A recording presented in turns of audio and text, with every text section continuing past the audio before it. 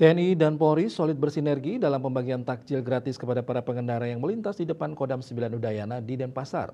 Kegiatan tersebut dipimpin Kapolda Bali Irjen Pol Daniel Aditya Jaya dan Pangdam 9 Udayana Majen TNI Muhammad Zamroni yang didampingi Danrem 163 Wirasatya, Brigjen TNI Idewo Agung Hadi Saputra.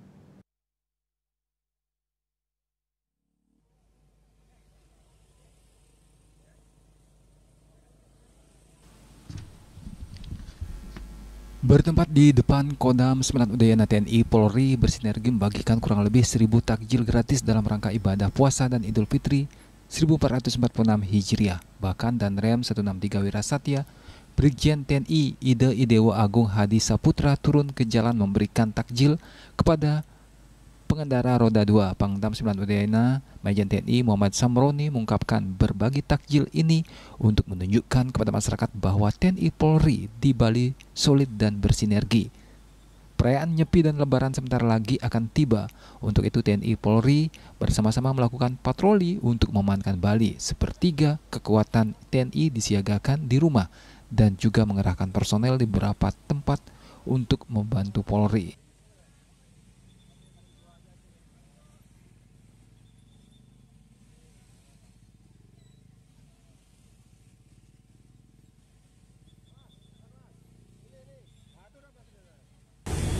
Ini sebagai bentuk sinergitas kita dalam rangka menunjukkan kepada masyarakat bahwa TNI Polri solid. Jadi besok kami juga akan melaksanakan kegiatan bersama. Kita akan patroli bersama rekan-rekan Polri untuk mengamankan Bali. Kita menyiapkan sepertiga kekuatan standby di home base dan kita gelar juga personel di beberapa tempat untuk membantu kawan-kawan Polri. Sementara itu, Kapolda Bali Irjen Pol Daniel Aditya Jaya menambahkan situasi dan kondisi keamanan di Bali kondusif dan terkendali. Sejauh ini keamanan kondusif terkendali ya, jadi berkat kami juga di backup terus dari TNI, rekan-rekan TNI juga membackup di beberapa pos-pos pelayanan dan pos pengamanan, termasuk besok kami akan patroli bersama dan kami percaya sama-sama bagaimana menjaga Bali tetap aman kondusif.